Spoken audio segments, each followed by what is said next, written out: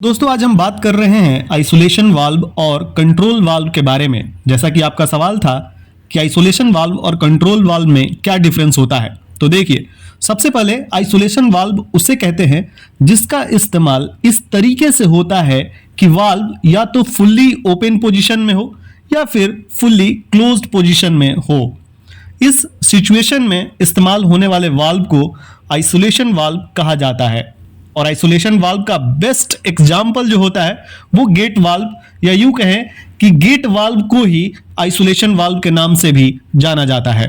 तो मुझे उम्मीद है कि आइसोलेशन वाल्व का मतलब आपको समझ आया होगा।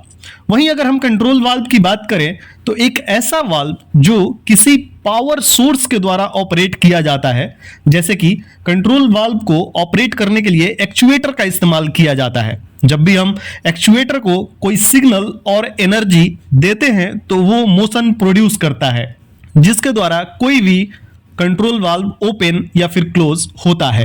कंट्रोल वाल्व का इस्तेमाल अलग अलग प्रोसेस वेरिएबल के सेट पॉइंट को मेंटेन करने के लिए किया जाता है। जैसे कि अगर कंट्रोल वाल्व फ्लो को मेंटेन करता है तो उसे फ्लो कंट्रोल वाल्व कहते हैं।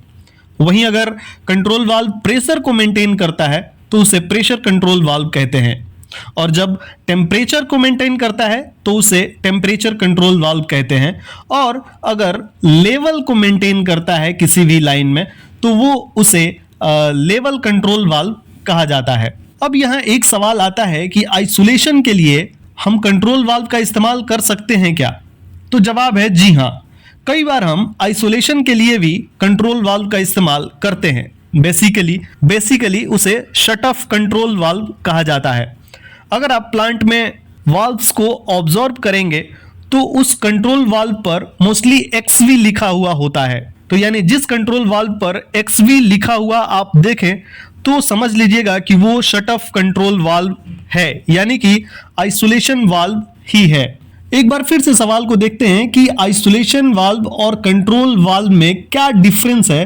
तो हम ये कह सकते हैं कि आइसोलेशन वाल्व का इस्तेमाल फ्लो को बंद या चालू करने के लिए किया जाता है, जबकि कंट्रोल वाल्व का इस्तेमाल अलग अलग सेट पॉइंट के आधार पर फ्लो को कंट्रोल करने के लिए किया जाता है। एक और डिफरेंस हम ये देख सकते हैं कि आइसोलेशन वाल्व को हम कंट्रोल वाल्व नहीं कह सकते हैं, जबकि एक कंट्रोल वाल्व को आइसोलेशन वाल्व के रूप में इस्तेमाल किया जा सकता है। तो गाइज मुझे उम्मीद है कि आपको आइसोलेशन वाल्व और कंट्रोल वाल्व में डिफरेंस पता चल गया होगा। सो गाइज आज के लिए बस इतना ही। अगर आपका कुछ डाउट हो तो आप कमेंट कर सकते हैं और मुझसे बातचीत करने के लिए फेसबुक या फिर इंस्टाग्राम या फिर टेलीग्राम पर सोनू सिंह रिफाइनरी पेज को फॉलो कर सकते हैं। जाते जाते अगर अभी तक आपने चैनल को सब्सक्राइब नहीं किया है तो प्लीज कर दीजिएगा और बेल आइकन भी प्रेस कर देना ताकि आगे आने वाली वीडियोस का नोटिफिकेशन आपको मिलता रहे। तो जल्दी मिलेंगे किसी नए वीडियो में, तब तक के लिए अपना ख्याल रखें, स्वस्थ रहें, सुरक्षित रहें। धन्यवाद।